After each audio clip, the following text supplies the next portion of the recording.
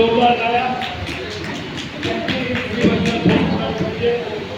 वंदनाताई चपाती वाघमारे विदर्भ. देवया गे प्रेम गे पुस्तक घेवाय ए बालाची आई प्रेम गे ए भीमाची आई तुझ्या लेकराला पुस्तक घे माय. ए बाई, अरे इथं काय करते? इथं कुठं पुस्तक घेऊन आली तुझे? जा इथून. नांदेडला साहित्य संमेलन भरलंय ना, तिथं आली. पण मी तुझ्या साहित्य संमेलना काही टाका टाकायला आले नाही, ते चोरी करायला आलं नाही. हा, थोडं भाकरीचं तुकडं दे की जाते. अरे समोर काय इथं बसलेली मंडळी, कार्यक्रम कोणता आहे? अखिल भारतीय साहित्य संमेलनाचा कार्यक्रम आहे. तू इथं कुठं पुस्तक घेऊन आली? बाबा, मी काही टाका टाकत नाही, चोरी करत नाही. थोडंसं भाकरीचं तुकडं दे की जाते. मला भाकर दे. भाकर दे. अरे गरम भात आणि तुपाची भात. ए वडमावशे वडगे माय. ए माझ्या बाळाला असं आंगडं दे, टोपडं दे. दे दे. ए वरच्या आईची अक्का ये ये ये. अशी वही घे, पेन घे तुझ्या लेकराला शिकायला. ए बाई, अरे बाई निघ इथून. इथं कुठं आले मला तू? अरे भाऊ, इकडचं तिकडचं म्हणतं काय मला? मी इकडचं तिकडून आले नाही. अरे मी इथं तुझ्याच मातीतलं एक संस्काराचं छोटंसं भारुड घेऊन आले आहे. हा, भारुड म्हणतात मला. अरे ही लोककला आहे. यातून माणसांचं आणि समाजाचं प्रबोधन केलं जातं. भारूड वाङ्मयांचं भारूड निर्माण केलेलं आहे भाऊ, आणि यातून समाज प्रबोधन केलं जातं. तुझं आहे तुझ्यापाशी, परंतु तू जागा चुकलाशी, आणि ही चुकलेली जागा आपल्याला संतांनी दाखवून दिलेली आहे. त्यांनी या ग्रंथांचं, भारतांचं आणि ग्रंथांचं, भारतांचं, वाङ्मयांचं आणि साहित्याचं लेखन केलेलं आहे भाऊ. आणि यातून आपल्याला माणसाने कसं जगावं याचं ज्ञान दिलेलं आहे. आणि ही भानगड नसून आपसात माणसांनी भानगडी करू नये म्हणून संतांनी ग्रंथांच्या कारखान्यातून काढलेलं आहे एक छोटंसं प्रोडक्शन आहे. भारूड म्हणतात त्याला. ए बाई, ए बाई, ये रटबाकार गटपिटल्यावर अनादी स्वानंदे गुरुला सगळे घेऊनी आले. अनखाळी असे ज्ञानाचे कुंकू लाविले. ए दादा, दे थोडीशी भाकर दे. ए बाई, इथं भाकर वगैरे काय नाही. चल निघ तू. द्यायची असेल तर दे, नाहीतर देऊ नको. पण मी काय म्हणते ते जरा ऐकून तर घेशील का नाही? जर तू माझं ऐकून घेतलंस ना, तर तुला माझ्या ज्योतिबांसारखा गुरकुटी दुर्गट टाकेल बघ. हे काय भानगड आहे? अनादी नवला झाले, गुरुकुला सारे घेऊनी आले. आणि थाळी ज्ञानाचे कुंकू लाविले. असे शिक्षणाचे कुंकू ज्योतिबांनी सावित्रीबाईंना लाविले, आणि त्यांनी शिक्षणाची क्रांती घडवून आणली. त्यांनी सावित्रीला घरातून शिक्षणाचे धडे दिले, आणि सावित्रीबाई शिकून मास्तरीण झाल्या. त्यांनी मुलींची पहिली शाळा पुण्यामध्ये 1842 ला काढली, आणि ही गप्तीची मशाल पेटवली.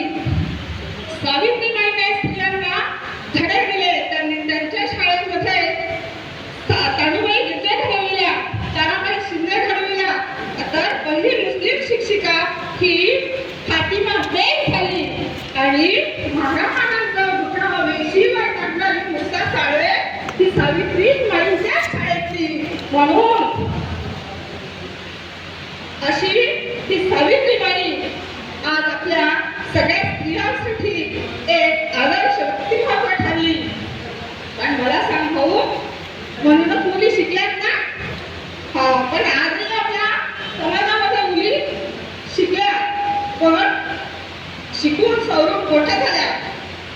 आजच्या मुली आपल्या डॉक्टर झाल्या, इंजिनियर झाल्या, कुणी पंतप्रधान झाल्या, तर कुणी राष्ट्रपती झाल्या.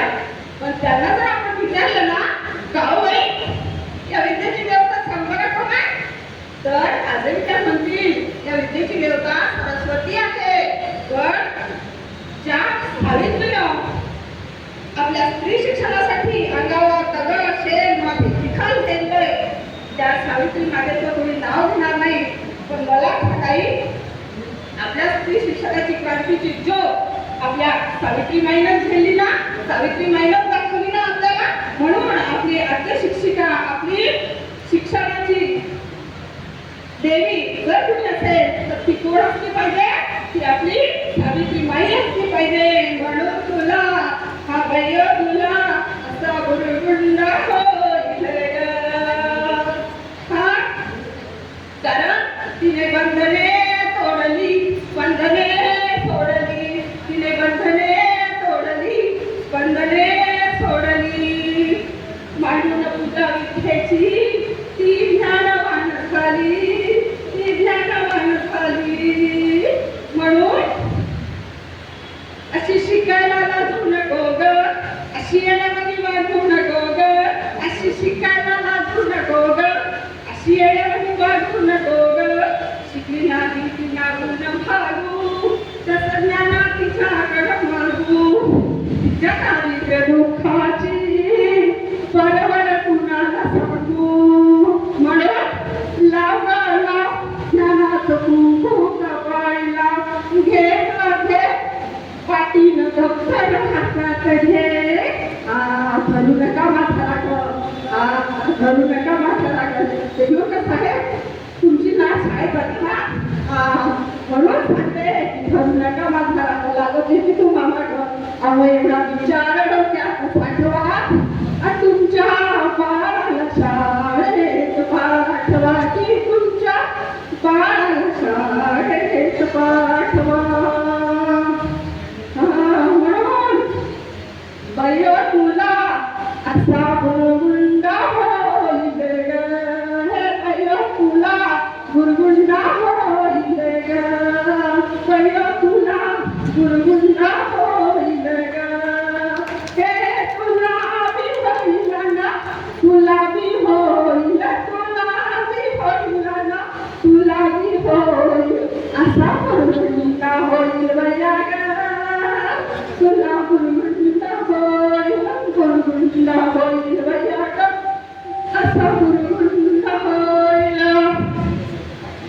गुरुगुंडा झाला रामजी बाबांना, आणि गुरुगुंडा झाला रामजीची पत्नी भीमाई मातेला. आणि भीमराव आंबेडकरांसारखा विश्वरत्न पुत्र तिच्या उदराशी आला. आणि त्या भीमराव आंबेडकरांनी अतिशय शोषितपणे आपलं लहानपणीचं शिक्षण पूर्ण केलं, परदेशात गेले, 32 डिग्र्या घेतल्या, आणि येथील भारतातील गुलामगिरी कायमची नष्ट करण्यासाठी आणि येथील विषमता घालवण्यासाठी त्यांनी भारताचे संविधान लिहिले आणि सर्वांना न्याय हक्क मिळवून दिले. आणि हे जेव्हा भीमराव परदेशात शिकत होते त्यावेळेला संसारात सुद्धा ही माझा रमाबाईने एकटीने बांधली, मोठ्या धनाने, कष्टाने आणि प्रेमाने. अहो त्या काळी रमाबाईजवळ कधी पैसे नसायचे, उपासमारी राहायची, गरिबीमुळे गांजलेली. पण आपल्या घराला परदेशामध्ये सुद्धा पैसे पाठवायचे शिकण्यासाठी, या नौकरी दलितांच्या उत्थानासाठी ती झटत होती. अरे यासाठी तिचं 4 बाळं हे काळाच्या पडद्याआड गेले, हे केवढं दुःख खचली नाही, थांबली नाही. ती आपल्यासाठी मशाल बनली क्रांतीची आणि पेटत राहिली.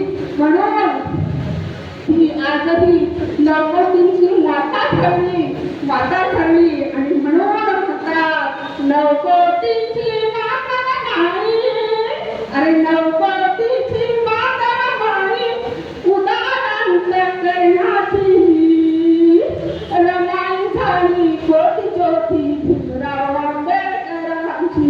अरे रमाई झाली कोटी ज्योती भीमराव आंबेडकरांची. म्हणून बैल तुला, हे बाई तुला, हे ताई तुला, भुरगुंडा होईल ग. बैल तुला असा भुरगुंडा होईल ग.